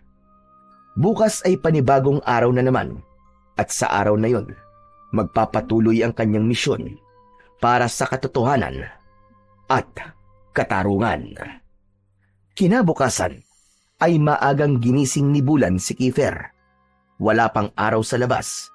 Madilim pa ang paligid nang sumilip ang bata sa bintana. Tahimik pa din ang paligid. Teka, gabi pa. Bakit ka nang gigising? Ano ka ba, Kiefer? Madaling araw na. Oras na para sa iyong pagsasanay. O ano, handa ka na ba? Ha? Ngayon na? As in, ngayon na? Oo naman, ngayon na. Tara na. Teka. Saan tayo pupunta? Ngumiti si Bulan, tapos ay pumikit at nagdasal. Biglang may lumitaw na malaking bilog sa harap nila. Para itong isang malaking pinto na walang sarado. Sa loob ng bilog ay may makikitang parang usok na gumagalaw. Paikot-ikot. Hindi ito basta-basta. Dahil kapag tumingin ka sa loob, makikita mong may ibang lugar sa kabila. Iba ang itsura ng lugar na yun. Madilim, pero may liwanag sa gitna. Para bang may apoy na kulay asul na nagbibigay liwanag sa buong paligid. Kita rin ang mga anino ng malalaking bundok at mga puno. May kakaiba ring tunog na maririnig. Natigilan si Kiefer. Hindi siya makapaniwala sa kanyang mga nakikita. Ano to, Bulan? Lagusan ito, Kiefer. Dito dumadaan ang mga tulad ko para makarating sa kabilang mundo. Hindi to para sa mga karaniwang tao. Pero dahil ikaw ang tagapagbana ng panyo, makakapasok ka. Sa kabilang mundo? Oo, diyan ka magsasanay. Mas maraming alam ang mga nilalang doon pagdating sa laban kontra kasamaan. May mga tutulong sa atin. May mga sandata kang pwedeng makuha. Pero baka mamatay naman ako dyan o kaya hindi na ako makabalik. Huminga ng malalim si Kiefer. Kinakabahan siya, pero ramdam din niya ang pananabik. Gusto niyang matuto. Gusto niyang maging handa at biyasa. Huwag kang matakot. Ano ka ba naman? Ako ang gabay mo. Kasama mo ko. Sabay silang humakbang, papasok sa bilog. Habang tumatawid, naramdaman ni Kiefer ang kakaibang sensasyon. Parang sabay na lamig at init ang bumalot sa kanyang buong katawan. Napapikit siya sandali at sa kanyang pagdilat, laking gulat niya na nasa ibang lugar na siya. Ibang-iba ang paligid. May mga bahay kubo, maraming punong kahoy, at tahimik ang kapaligiran. Sa di kalayuan, may mga batang naglalaro at mga babaeng naglalaba sa tabi ng ilog. Nasaan tayo, Bulan? Para tayong nasa lumang panahon na. Tama ka dyan. Hindi ka nagkakamali. Nasa lumang panahon nga tayo. Isa tong ilusyon ng nakaraan. Ano? Ilusyon? Ibig sabihin, hindi totoo ang mga nakikita ko, ganun ba? Totoo ang lahat ng mga nakikita mo rito. Teka, nililito mo naman ako eh. Hayaan mo na nga. Mabuti pa ay tara na. Kanina pa tayo hinihintay ng lolo mo. Si Lolo? Nandito si Lolo? Ngumiti si Bulan. Nagsimula na itong maglakad at nakasunod sa kanya si Kiefer. Maya-maya pa ay may isang lalaking sumalubong sa kanila. Matipuno ang katawan niya, may balbas at konting bigote. Mapungay din ang kanyang mga mata. Nakasuot ito ng puting kamiseta de chino na medyo kupas na ang kulay. Nakabukas pa ang 3 butones sa itaas. Ang pantalon niyang suot ay marami ng mantsa at may kaunting dumi o putik sa may laylayan na tinernuhan ng pudpud na tsinelas na goma. Napansin kagad ni Kiefer ang pulang panyo na nakatali sa ulo ng lalaki. Katulad yon ng suot niyang panyo. Tumigil ang lalaki sa harap nila. Maligayang pagdating. Ako, si Mang Kepweng. Nanlaki ang mga mata ni Kiefer. Hindi siya makapaniwala sa kanyang narinig. Napahawak siyang bigla sa panyo na nasa kanyang ulo. Ikaw po yung madalas na ikwento ng lolo ko. Ikaw po ba talaga si Mang Kepweng? Oo, apo. Ako ang orihinal na tagapangalaga ng pulang panyo. Masaya kong nakilala kita. Ikaw ang bagong tagapagbana. Pero bago ko tuluyang ipagkaloob sa iyo ang buong kapangyarihan ng panyo, kailangan mo munang magsanay. Kailangan mo munang matuto dahil hindi biro ang kakaharapin mong mga panganib. O paano? Aalis na muna ako, Kiefer, ha? Galingan mo, ha? Teka, saan ka pupunta, Bulan? Ba't mo ko iiwan sa lalaking to? Hindi lang ako basta lalaki, Kiefer. Ako ang lolo ng lolo mo. Magtiwala ka lang. Hindi ka niya sasaktan. O sige na. Kailangan ko munang bumalik sa amin. Magpapahinga lang ako. Bye-bye! Ano? May oras ka pa talaga magpahinga ah? Siyempre naman. Saka, wala naman akong gagawin dito eh. Babalik ako kapag okay ka na at kapag kailangan na nating umuwi. Wala nang nagawa si Kiefer, kundi ang tumango na lang. Bagamat may kaba sa kanyang dibdib, bigla na lamang lumiwanag ang katawan ni Bulan at parang unti-unting naging alikabok. Teka lang! Teka lang, Bulan! Pero huli na, tuluyan nang naglaho si Bulan na parang bula. Ano yun? Ang galing naman nun. Parang magic ah. Napatingin siya kay Mang Kepweng na tila aliw na aliw sa naging reaksyon niya. Hindi ka pa ba sanay sa mga ganyan, iho? O ano, tara na. Kailangan na nating simulan ang pagsasanay mo. Halika, sumunod ka sa akin. Dinala siya ni Mang Kepweng sa isang bakanting lote na napapalibutan ng kawayan.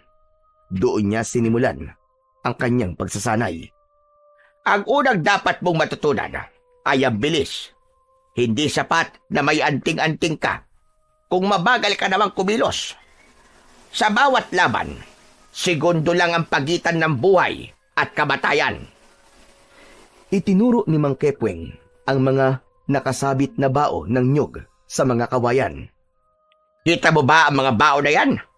Kailangan mong tamaan ng 5 dyan. Gamit lang itong tirador.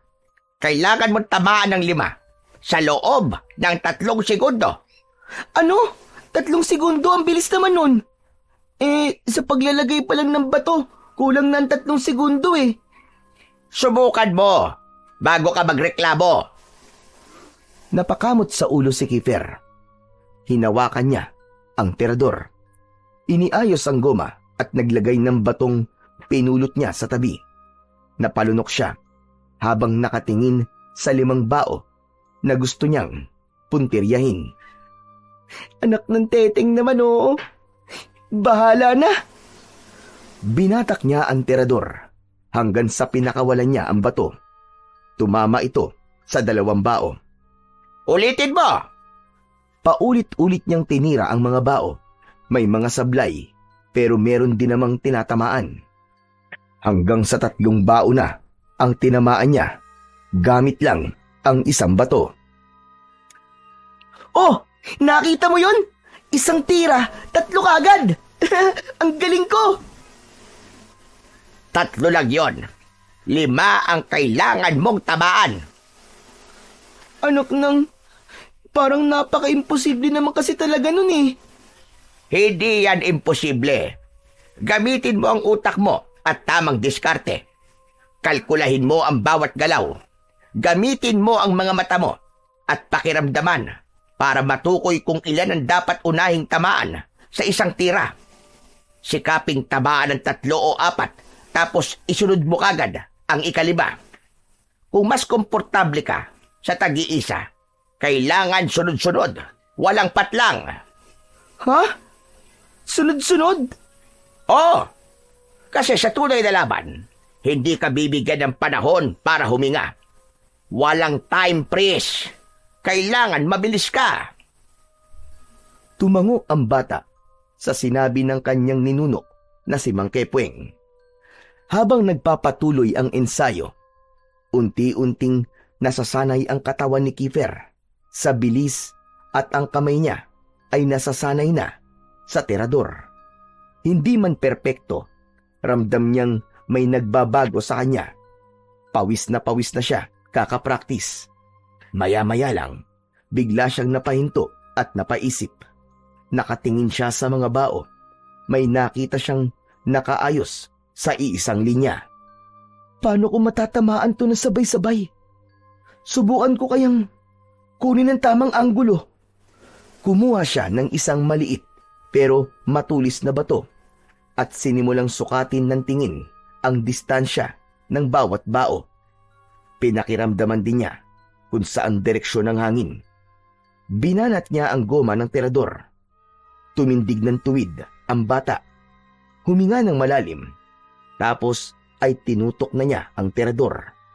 Pagbitaw niya ng tira, Tumalbog ang bato sa unang bao, dumiretso sa ikalawa, pumalo sa ikatlo, at sa gulat ni Mang Kepweng, tumama rin sa ikaapat at ikalima. 5, isang tira. Hoy! Totoo ba? Natamaan ko yung 5! Ang galing! Ayos Magaling ka nga, bata. Sa totoo lang po, parang hindi nga po ako makapaniwala eh. Pero kakaibang saya po ang nararamdaman ko, Lolo. O siya, halika na sa kubo ko. Magpahinga ka na muna. Mamayang gabi, panibagong hamon naman ang haharapin mo. Sige po, Lolo Kepweng. Mabilis na lumipas ang oras. Gabi na. Tahimik na ang paligid. Ang tanging maririnig ay ang mga huni ng kuliglig at ang mga panggabing ibon. Sa loob ng maliit na kubo, nagsindi ng isang lampara de gas ang lalaki. O paano? Handa ka na ba sa susunod mong pagsasanay? Handa na po, Lolo Kepweng. May kinuha mula sa silid ang matandang lalaki at paglabas nito, may hawak na itong isang kakaibang sibat. Hindi ito karaniwang sibat na yari sa kawayan o bakal. Maitim ang kahoy, makinis at matigas. Sa katawan ng sibat ay may mga nakaukit na simbolo at matalim ang dulo nito. Ito ang sibat na ipinagkaloob sa akin ng aking bantay. Gawa ito mula sa punong kahoy na tinamaan ng kidlat. Ang talim niya ay pinanday gamit ang buhangin mula sa tuktok ng bulkan. Kaya nitong pumatay ng kahit na anong nilalang. Iniabot niya ito kay Kiefer. Pagkahawak ng bata sa sibat, parang may dumaloy na kakaibang init sa kanyang palad. Uy! Parang may kuryenteng pumasok sa katawan ko. Normal lang yan. Yan ang koneksyon mo sa sibat. Dinala siya ng lalaki sa likod ng kubo nito at doon niya tinuruan ang bata kung paano hawakan ng tama ang sibat na yon. Kung kailan hahawak malapit sa talim at kailan naman sa dulo. Tinuruan din siya kung paano iikot ang katawan para mapabilis ang palo. May mga kombinasyong palo at sundot na kailangang paulit-ulit na gawin. Nung unay naging medyo magulo ang galaw ni Kiefer. Nalalaglag ang sibat sa lupa at kung minsan ay natatapilok kapag siya ay umiikot. Sandali lang. Alam ko na kung paano ka magsasanay gamit ang sandatang yan. Paano po, Lolo Kepweng? Naglakad si Mang Kepweng at agad naman siyang sinundan ni Kiefer. Pumasok sila sa loob ng gubat tapos ay umakyat sa itaas ng isang puno. Ano pong ginagawa natin dito, Lolo Kepweng? Hindi pa man nakakasagot ang lalaki, ay biglang may narinig silang kaluskos. Isang nilalang ang biglang lumitaw mula sa kakawyan. Maitim ang balat nito, mapula ang mga mata, at may mahahaba itong mga kuko. Ano to, Lolo Kepweng? Ito ba yung sinabi mong pagsasanay? Yan na nga. Sige na, bumaba ka na at harapin mo na ang aswang na yan. Teka, Lolo Kepweng. Seryoso? Aswang kagad? Wala man lang warm up? Pwede bang dami muna o kaya katawan na lang muna ng saging? Kampante lang ang muka ni Mang Kepweng. Nakaupo ito sa isang sanga habang naghihilot ng paa. Abay, sa totoong laban, hindi mo pa pwedeng i-warm up ang aswang apo. Baka maunahan kanyang i-warm down. Naku po, hindi pa ako handa natatakot ako. Kaibigan mo ba yung aswang na yan, Lolo? Di ba training lang naman to? Kunwari lang naman na makikipaglaban ako, di ba? Depende. Kung mabait siya, baka sakaling magyakapan na lang kayong dalawa. Pero kung gutom siya, baka gawin kanyang hapunan kung di mo siya lalabanan. Si Lolo naman Sige na, bumaba ka na. Anak ng 7 kagaw naman, oo. Bahala na si Batman. Mabilis na bumaba si Kiefer at hinarap ang aswang. Hawak ang kanyang sibat. Mabilis na sumugod ang aswang. Tinamaan ng matutulis nitong kuko ang balikat ng bata. Napaatras siya habang hawak ang balikat na may sugat. Napalunok si Kiefer. Ramdam niya ang hapdi at kirot nun. Parang may apoy na banayad na kumakalat sa balat niya. Nangilid ang luha sa kanyang mga mata, pero pinigilan niya. Muli siyang napaatras nang makitang papalapit na naman ang aswang sa kanya. Hala, ayun na naman siya. Teka lang, hindi pa ako ready. Time out muna. Wala bang referee dito, Lolo? Wala kang referee sa gubat, iho. Gamitin mo ang mga natutunan mo. Subukan mong gamitin ang sibat. Halabira! Napatitig ang bata sa hawak niyang sandata. Parang may munting init itong ibinibigay sa katawan niya. Naramdaman niyang humupa ng bagya ang hapdi sa sugat niya. Hoy! Pangit na aswang! Kahit masakit ang balikat ko, hindi ako susuko! Bahala ka dyan! Kumapit siya ng maigpit sa sibat. Huminga siya ng malalim at hinarap ng may tapang ang halimaw. Pinaikot niya ang sibat sa harap niya. Sundan mo ang kilos niya. Huwag mo siyang hahayaang mauna. Umikot ang bata. Nang makakita ng pagkakataon, sumugod siya at tinusok ang aswang sa tagiliran. Umungol ito dahil sa sakit. Pilit itong umatake muli. Pero naipalo ni Kiefer ang sibat sa mukha nito. Pagkatapos ay tinutok niya ang dulo ng sibat sa leeg ng nilalang at itinulak ng malakas. Tumilapo ng aswang, tapos ay bigla itong napaligiran ng usok hanggang sa bigla na lamang nawala. Ayos! Hindi na masama para sa unang laban. Hanga ako sa tibay ng loob mo, bata. Magaling! Tumingin si Kiefer sa mapagmatsyag na mga mata ni Mang Kepweng.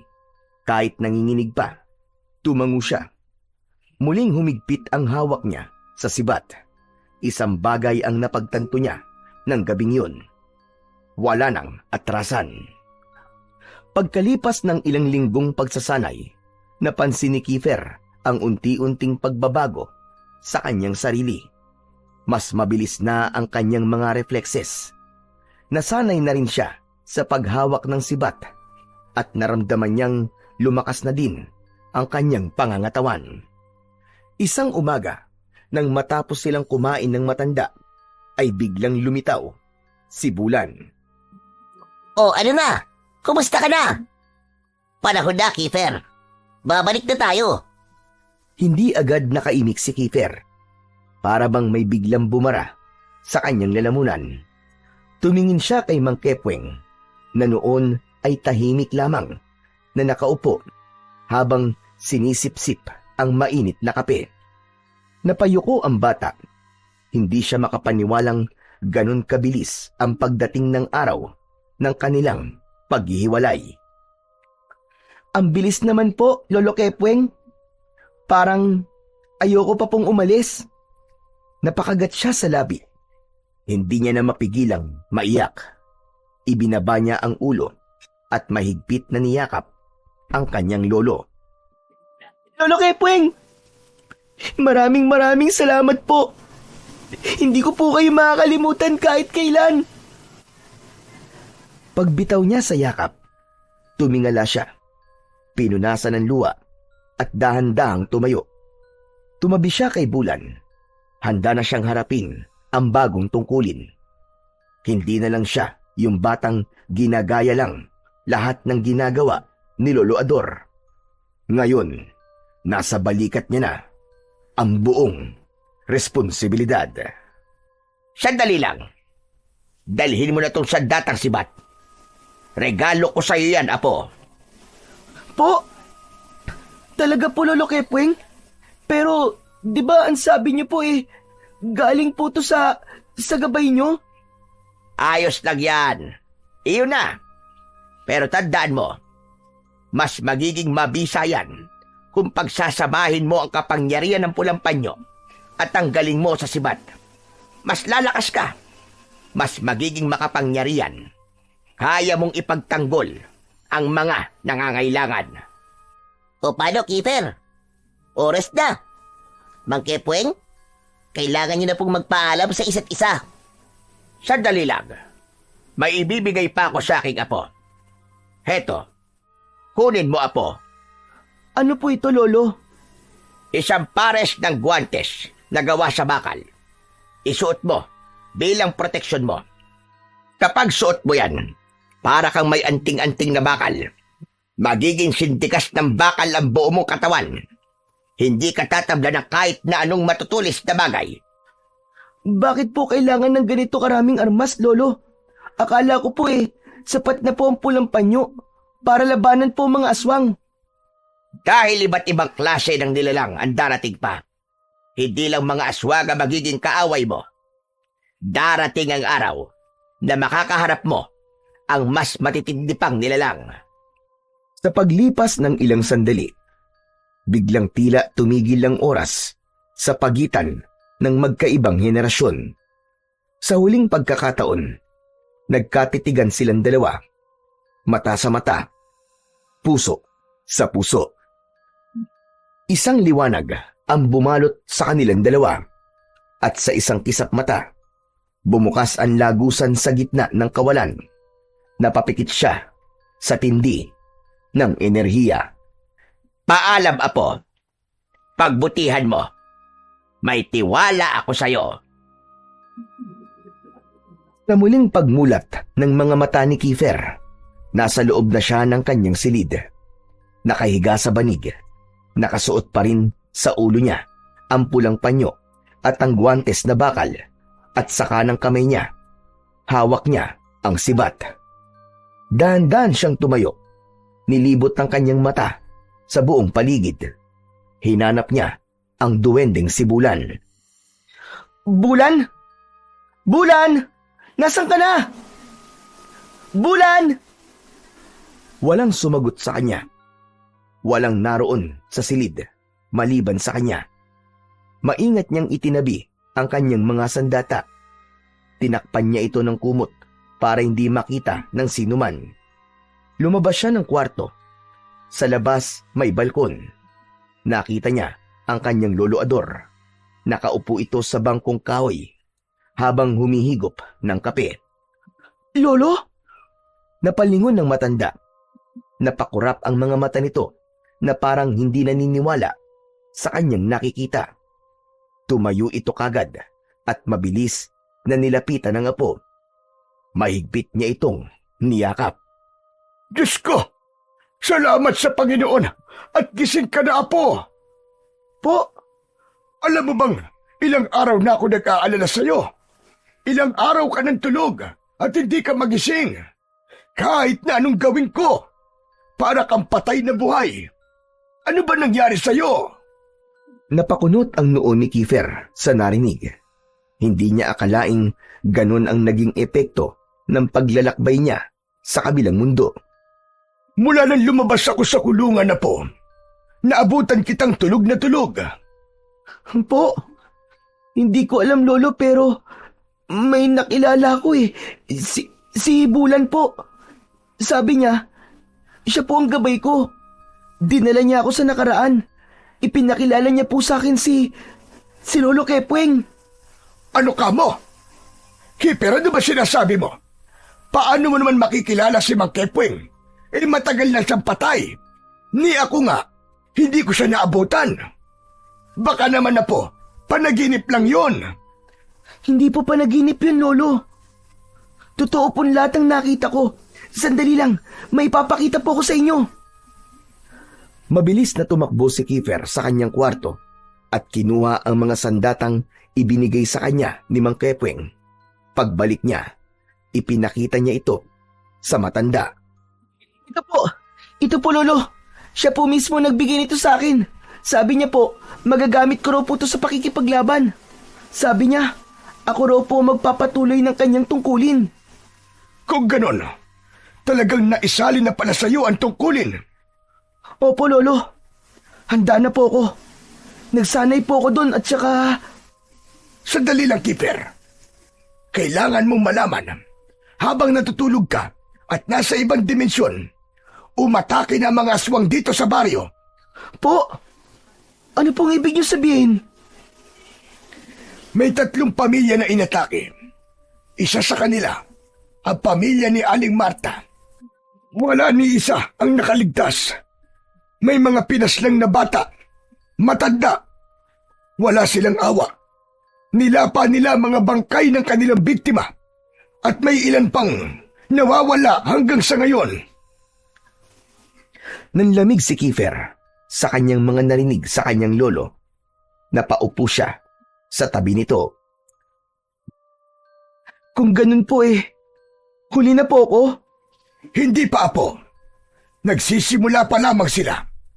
Kumalat na ang takot sa buong baryo at ang mga tao nawawala na ng tiwala sa otoridad at ang bawat gabi ay nagiging bangungot sa bawat isang tao na naninirahan dito.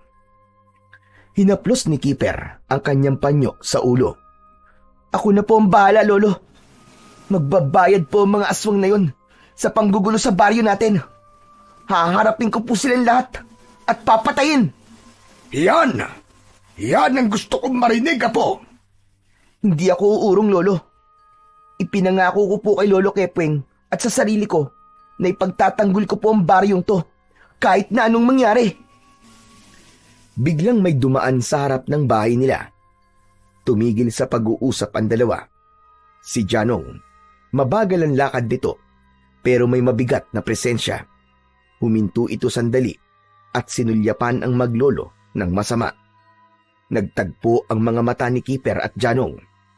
Sandaling tila tumigil ang mundo. Naramdaman ni Kiefer ang muling pagbangon ng tensyon sa pagitan nilang dalawa. Lalo pat naalala ng bata ang sikreto ng dati niyang kaibigan. Si Janong ba yan? Opo, Lolo. Siya nga po. Nanatiling walang imik si Janong. Nakatingin lang ito, pero hindi nakatakas sa matalas na pakiramdam ni Kiefer ang tila mapanlin lang ng ngiti sa labi nito bago muling naglakad papalayo. Mukhang galit pa rin siya sa akin dahil sa pagkamatay ng kuya niya. Malamang ay nabalitaan niya nang nakalabas na ako sa kulungan kaya sinilip niya ako dito. Wala naman kasi silang ebidensya na makapagtuturong ako nga ang pumatay sa kuya niya. Wala ka naman talagang kasalanan sa pagkamatay ni Kuya Paul Ang totoo niyan, Lolo, baka siya pa nga ang pumatay sa kuya niya. Ano ka mo? Anong ibig mong sabihin, Apo? Kitang-kita ko, Lolo. Aswang po si Janong. Nakita ko po ang pagbabago niya ng anyo. Kasapi siya sa mga kulto ng aswang dito sa baryo natin. Hindi! Imposibleng si Janong yun, Apo. Bakit naman niya gagawin yun sa kuya niya? Di ba't mahal na mahal niya si Paul? Hindi ko rin po alam, Lolo. Pero malinaw po talaga na aswang si Janong. Nakita mismo ng mga mata ko, Lolo. Kung siya rin ang sumapi sa kuya niya, natitiyak kong wala siyang awa.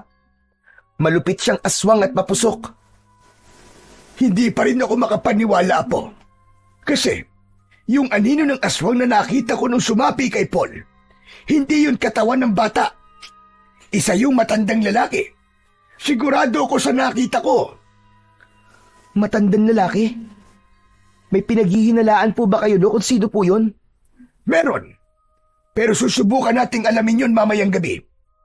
Handa ka na ba talagang makipaglaban, na po? Opo, Lolo. Handang-handa na po ako. Kinagabihan, tahimik ang buong paligid ng bahay. Halos walang ihip ng hangin. Tila nagbabadya ang isang bagay na hindi karaniwan. Habang naghahanda ang maglolo, may narinig silang mga kaluskos sa labas ng kanilang bakuran. May kumalabog sa itaas ng bubong. May mga umuungol at may parang nagkakalkal ng lupa. Umalingasaw din ang mabahong amoy sa hangin. Kiefer, mukhang hindi na natin sila hahanapin. Sila na mismo nagpunta dito at mukhang tayo ang puntirya nila ngayong gabi. Maingat na sumilip ang dalawa sa labas. Sa liwanag ng buwan, nakita nila ang maraming aswang na nasa kanilang bakuran. Apo, marami pala silang talaga. Tiwala lang po, Lolo. Kaya natin ang mga yan. Tama ka. Sabay tayong lalaban. Biglang umalulong ang mga aswang sa labas ng kanilang bakuran. Senyales na handa na sila sa kanilang pag-atake. Lumabas ang dalawa at hinarap silang lahat. Mabilis na kumilos ang mga aswang. Agad silang sumugod nang makita ang maglolo. Ngunit mas mabilis si Keeper. Sa isang iglap, hinampas niya ng sibat ang unang aswang na nakalapit sa kanila. Ngunit hindi yun basta hampas lang. Malakas yun at sinamahan pa ng lakas na nagmumula sa kapangyarihan ng pulang panyo. Pinagsanib niya ang dalawang kapangyarihan. Sa lakas ng tama, tumilapo ng aswang na parabang binangga ng isang truck. Lumipad ito ilang metro ang layo. Sa kanyang pagbulusok ay nasalpok pa nito ang apat niyang kasamahan. Sabay-sabay silang tumama sa puno. Bagsak ang 5, magkakapatong at halos hindi makagalaw. Keeper, nagawa mo yon? Paano mo nagawa yon? Turo po sa akin ni Lolo Kepweng, Lolo Ador. Ayos ah. Ang galing mo na pala talaga, Apo. Halika na. Tapusin na natin ito ng mabilis. Hinarap ni Kiefer ang mga aswang sa kanan. Samantalang si Lolo Ador naman ay nakipaglaban sa kaliwang bahagi. Maliksi pa rin ito, maski matanda na. Matapang at malakas kahit wala na sa kanya ang anting-anting na pulang panyo. Gamit nito ang isang matalas at mahabang sundang. Hindi pa ako laos! Magbabayad kayong mga hinayupak kayo! Ngunit hindi inaasahan ng maglolo ang pagdating ng iba pang mga aswang. Lumalapit sila na parabang hindi nauubos. Biglang sumugod ang isa sa kanila kay Keeper at kinagat ito sa braso. Ngunit laking gulat ng aswang. Sa halip na mapasama si Keeper, ito pa ang napaatras. Napangiwi ang nilalang habang unti-unting naglalagas ang matatalas nitong mga ngipin. Kala mo hindi ako tatabla ng kagat mo. Pagkasabi nun, ay sinaksak niya ng todo sa tiyan ang aswang. Umungol ito at nangisay sa lupa. Isa-isang bumagsak ang mga aswang. Sa ilang sandaling labanan, isa ang natira. Tumayo ito sa ilalim ng liwanag ng buwan. Nagtama ang mga mata nila ni Keefer. Janong? Janong, ikaw ba yan? Hindi sumagot ang nilalang. Sa halip, dahan-dahan itong nagbago ng anyo. Nawala ang itsura nitong halimaw. Bumalik ang kanyang dating muka na si Janong. Keeper, huwag mo akong patayin. Hindi ko to ginusto. Nahawa lang ako katulad ni Kuya Paul. Wala akong magawa. Ginamit nila ako. Janong, maawa ka sa akin. Ayoko pa mamatay. Gusto ko magbago. Gusto ko matanggal ang laso na to sa katawan ko. Tulungan mo ako, Keeper. Tulungan niyo ako, Lolo Ador. Sandaling pumikit si Keefer. Naramdaman niya ang awa sa dati niyang kaibigan. Naisip niyang baka nga pwede pa itong iligtas. Lumapit siya dito. Ipinatong ang kanyang mga kamay sa balikat nito. Pero bigla siya nitong sinunggaban. Tinangka siya nitong kagatin sa leeg. Ngunit tulad ng inaasahan, hindi ito tumalab sa balat ng batang albularyo. Traidor ka! Traidor ka, Janong! Sa isang iglap, itinulak niya ito at buong lakas na itinarak ang sibat sa dibdib ni Janong. Napahiga ito sa lupa at biglang nangisay. Unti-unting bumalot sa katawan nito ang maitim na usok. Ngunit bago tuluyang masunog, nagbago ito muli ng anyo. Hindi na si Janong. Ang katawan nito ay biglang namayat at kumulubot ng bagya. lumaki rin ang katawan nito. Kapitan Perdi! Unti-unti, ang katawan ng kapitan ay naging abo. Ganon din ang nangyari sa mga kasamahan nitong mga aswang. Ngunit bago pa man tangay ng hangin ng mga abo, ay may biglang sumulpot. Mga anino na may mahahabang sungay at may baluktot na mga galamay. Isa-isang sinagpang nila ang mga itim na kaluluwang umahon mula sa abo ng mga aswang. Hinigop yun ng mga nilalang. Nang matapos ay bigla na lang silang nawala. Ang tanging naiwan ay ang malalakas at malalalim na ungol. Ilang sandali pa, bumalik na ang katahimikan. Nagkatinginan ang maglolo. Lolo Ador, tapos na po ba? Wala na po ba? Sa palagay ko ay oo. Hindi si Janong yung aswang, Lolo. Ginaya lang siya, Lolo. Kaya pala, hindi tugmaan nakita mong anino. Hindi bata. Matanda siyang talaga. Si Kapitan, siya ang totoong leader ng mga aswang. Kung ganoon ay nasan siya, Apo? Nasan si Janong? Mukhang alam ko na po kung nasan sila, Lolo. Tahimik at maingat na gumalaw ang maglolo patungo sa sagingan ni Kapitan. Pagdating nila doon, ay wala silang nakitang palatandaan na may tao. Ngunit naroon pa rin ang altar ng kulto. Nilampasan nila yon at tinungo ang dulong bahagi ng sagingan. Nakita nila doon ang isang kamalig.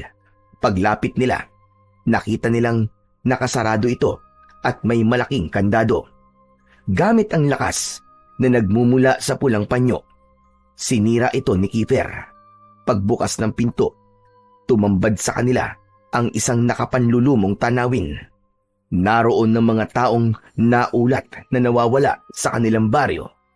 Halos hindi na makilala ang iba.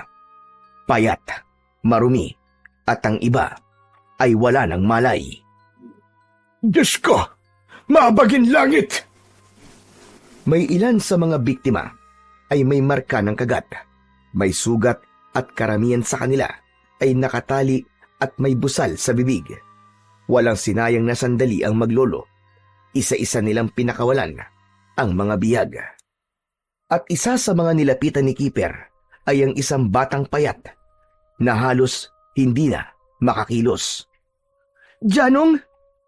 Janong, ikaw ba yan? Napaiyak si Kiefer nang makilala ang kaibigan. Si Janong nanginginig, may mataas na lagnat, namumutla at payat na payat. Halos hindi makapagsalita. Kinuha siya kagad ni Lolo Ador at binuhat. Iniuwi nila ito sa kanilang kubo. Makalipas ang ilang araw, sa tulong at gabay ni Lolo Ador at sa kapangyarihang ipinagkaloob ng pulang panyo, nagamot nila ang bata. Siya ang unang naging pasyente ni Kiefer at matagumpay niya itong napagaling. Salamat kundi dahil sa'yo, baka wala na ako ngayon. Wala yun. Magkaibigan tayo eh. Hindi kita pababayaan. Nagyakap silang dalawa. Samantala, unti-unting nanumbalik ang katahimikan at kapayapaan sa baryo. Nawala na ang mga alingasngas at takot tungkol sa mga aswang. Ang mga dating nawawala ay nakabalik na sa kani-kanilang mga tahanan. Dala ang matinding karanasan at ang katotohanan tungkol sa mga nangyari.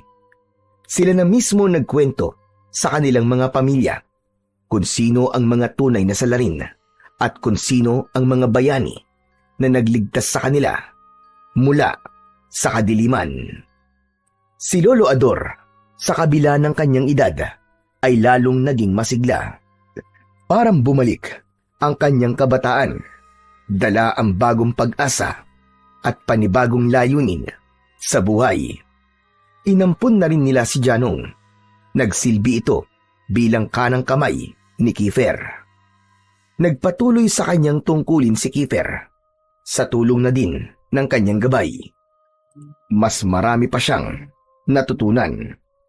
Bagamat hindi na madalas na nagpapakita sa kanya si Bulan ay naririnig niya pa rin ito sa kanyang utak.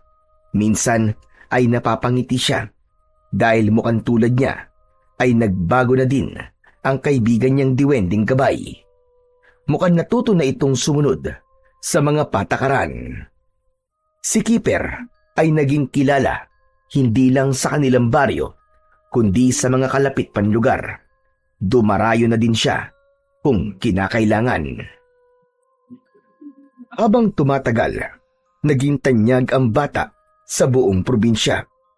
Tinagurian siyang batang albularyo, ang tagapagmana ng pulang panyo ni Mang Kepweng, tagapagtanggol ng mga naaapi, tagapuksa ng kadiliman, at kilabot ng mga aswang.